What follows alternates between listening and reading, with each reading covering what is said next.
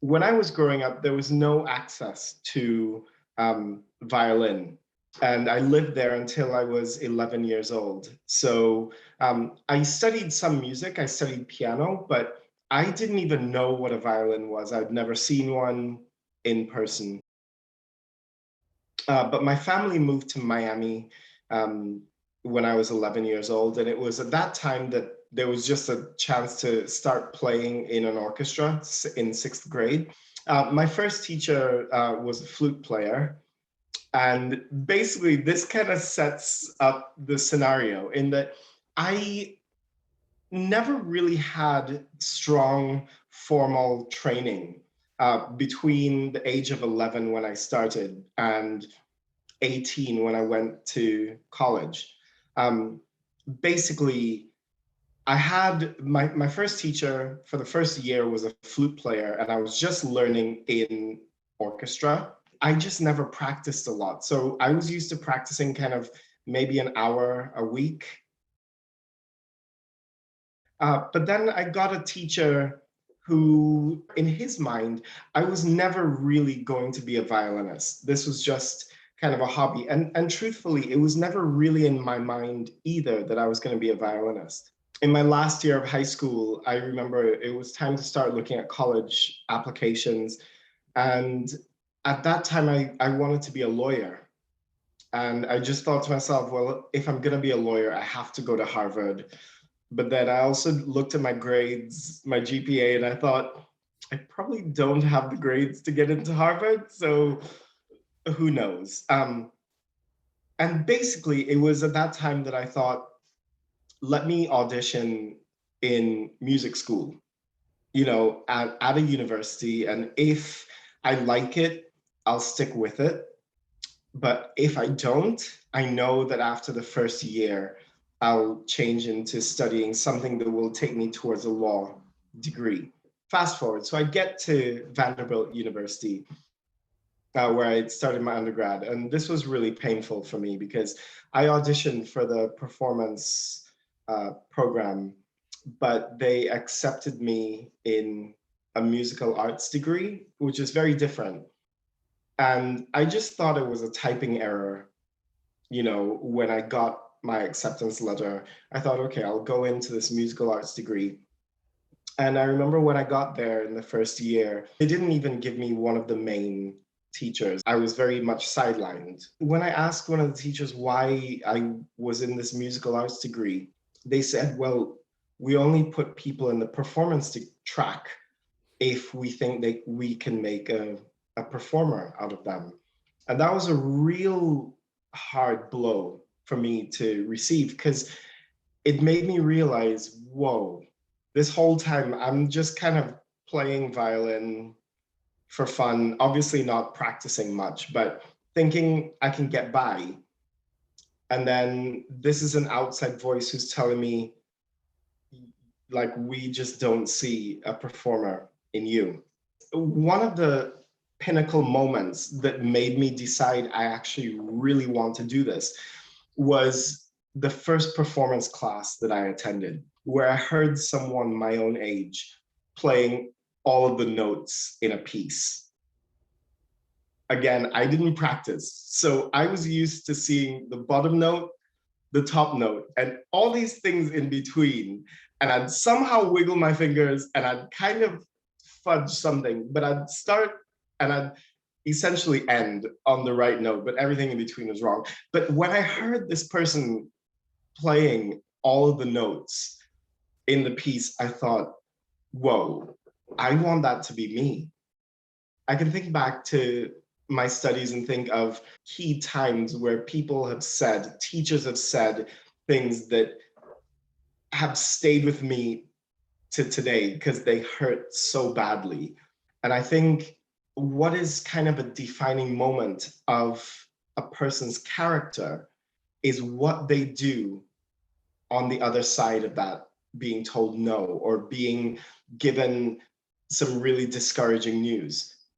It was discouraging to me to have been told, we don't want you to represent this school as a performance major because you're just not good enough. That was sad enough. But And coupling that with hearing someone my own age, oh gosh, that's the level that they expect.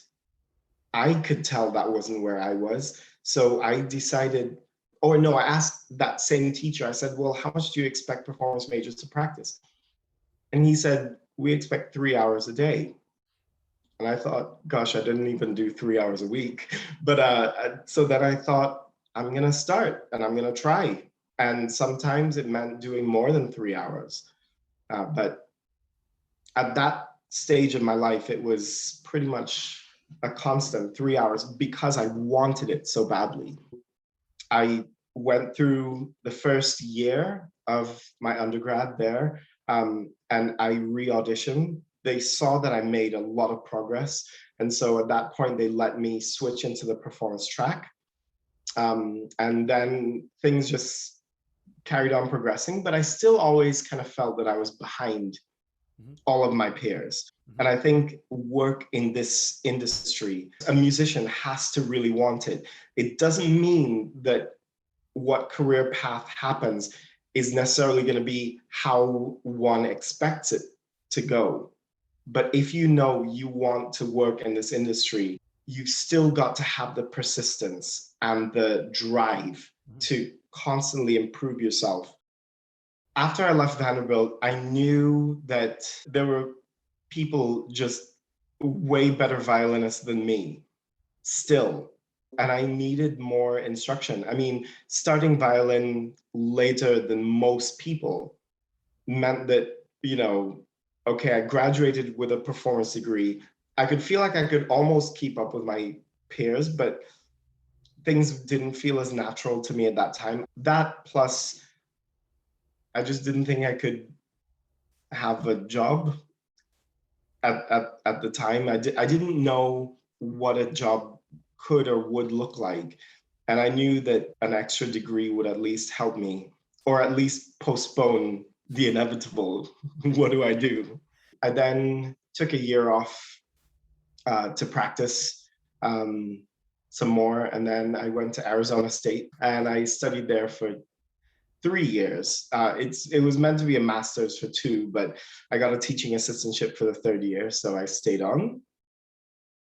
It was just by chance that I ended up at the Royal Academy in London, doing a 2-year kind of performance, like an extra little diploma thing. At Arizona, in my last year, I was a teaching assistant, and I got to teach some undergraduate students, and it made me realize that because of my training background, the late start, all this kind of stuff, that I could be well fitted for teaching because I've had to really analyze what I do wrong, how to fix it, how to undo, all that kind of stuff. So I wanted to get a job teaching at a university somewhere. That was my goal. In order to teach at a university, you generally have to have a DMA.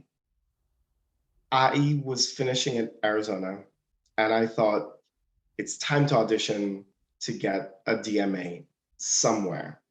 And I remember the summer before those applications, my brother got married in London and I came for the wedding and I thought, gosh, I really want to live in Europe. And I kind of did this really stupid thing. I didn't know anything about any of the music colleges, conservatoires, or anything like that in London. I just thought, I'm going to audition for a DMA. I guess those auditions would be in like February or March or something. But that December, they had auditions in the UK. And it was kind of a wild card for me. I lived under a rock and I didn't know if any of the conservatoires were any good. I thought they're probably really bad because I'd never heard of them. That's how much of a rock I lived under. I just had no clue. And so I just thought, well, if I'm going to audition for a DMA in the States, let me at least audition for something in London, thinking if I get in, I'd like to live in Europe. Let's try it. So I just picked the one that I thought had the nicest sounding name. I didn't know if it was good or bad. And I thought, I'm going to audition there. And if I get in, great, I'll go. And I was really lucky because the music conservatoires, some of the ones in London are ranked, amongst the top in the world. And I had no clue that the music tuition was that strong. In London, I had to be prepared to do lots of different things for work. Within the first few months, I think it was the first 1 or 2 months, I had big hair, like really big hair that was just curly and wild and almost Sideshow Bob-esque.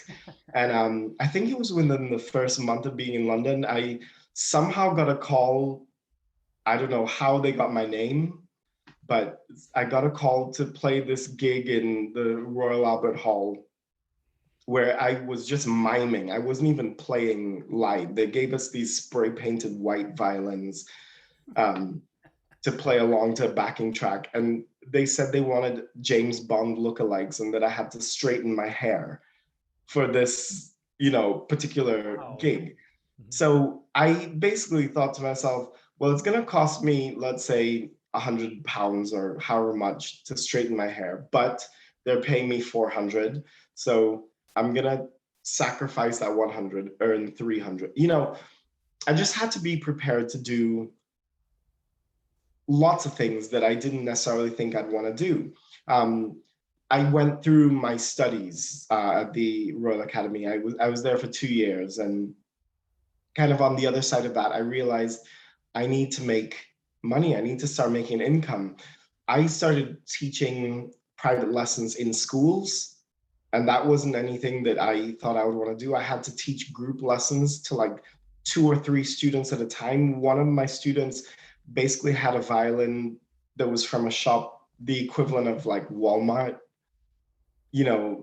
It just, I had to be prepared to do lots of things that I didn't think that I would do, but that was me kind of starting out. The thing that I did though, that did stay constant, and that was probably the most important thing to me getting to where I am today, is that I studied at 3 institutions. At those institutions, I had 5 teachers, 5 main teachers, and they all focused on different things. And at the end of my time at the academy, I thought to myself, I need to figure out like what violin means for me. And I realized that teachers can advise the best that they know how, but at the end of the day, I've got to do what works naturally for me. I had to take time to digest what my various teachers had told me, and think, well, that teacher said X, Y, and Z, but actually it's okay if my pinky doesn't do exactly this, or, I don't know, just working things out for myself. Some of the strongest lessons that I learned about playing violin didn't even come from my teachers. Like, one came from a viola player, a violist in a quartet that I played in for 2 years. And she just said, gosh, I sometimes let go of my bow. Like, sometimes I drop my bow because I'm holding it so loosely. And I thought to myself, gosh, that's so not my reality in the slightest. And so then I started experimenting with that in a practice room. And surely by the next week, my teacher was like, oh, finally you practiced. Like, I'm glad you finally showed up, Being malleable is key because, again, I wanted to work at a university. I hated the idea of playing in an orchestra. I got lucky in terms of getting an orchestra job. Some of it has to do with the difference of the audition process in the UK versus in the US. Currently in the US, everyone turns up on the day, you draw numbers, you get in an order, and basically they have the various rounds, and one person at the end of the day, as long as the panel agrees, one person gets the job. That's it. Then you have kind of the 1 year probation or something, but generally that's it. One person gets the job. When I auditioned, it was not behind a screen, although things have changed now in the UK such that at least the first round is behind a screen, which I think is a very good thing, a very good move and very positive. The biggest difference is that currently most orchestras go through a trial process. So rather than having the auditions on one day, well, first of all, our auditions tend to be spread out over a few days anyway, generally like maybe back to back. But rather than one person, we could end up with maybe 8, 9, even 10 people for a job that we want to give a trial to. So in my case, I was lucky. There were 2 jobs in the first violins, 2 jobs in the second violins at Welsh National Opera. Well, actually it was 2 and 1, but a second one came up. Anyway, they chose to have 15 candidates overall. I think it was something like, it was kind of evenly split where most people were only taken in the first violins and the others were only taken in the second violins. And there were 3 of us that were on trial in both sections. My trial process lasted 1 year or 9 months or yeah, it was 9 months. And it was like a cull every few months where they cut like 2 people off the list. So, and that's how they did it. So it was a trial process where they have you come in for various patches of work rather than one person getting a job at the end of the day. I can see the pluses for that job, and I think I definitely benefited from that. What's great about the American system is that, yes, the best player on the day gets the job. What is unclear is that whether or not that person is best suited for playing in an orchestra. I remember, so after being in the job, I was on the audition panel. We were hiring someone in the second violins where I play. And I remember one audition very clearly, and I thought to myself, that's the best auditionee. And I just thought, I mean, this person's going to get the job. Actually, we had 2 jobs, but I thought for sure this person was going to get one of them. And when that candidate came in, they were actually within the first cut. Because even though in my mind, they played the best audition, they constantly played ahead of the beat. They were constantly like, it was a real struggle to play with them. And that's kind of the difference, is that here in the current process, we get to see how the player is kind of day in and day out for various kind of patches of work. How do they rehearse? How do they, do they actually play in time? Or are they just a really good crafts person? Can they just play in 59th position, super in tune, that kind of thing. I remember I was on trial for a job in another orchestra, and I tried to build bridges with, those other players, but they were really into sports and really into their thing. And I mean, that's just not my, that's just not my kind of interest.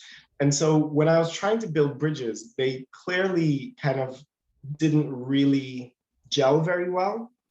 And so when my trial came to an end, my feedback was basically that I was too prepared for the job, which is really strange.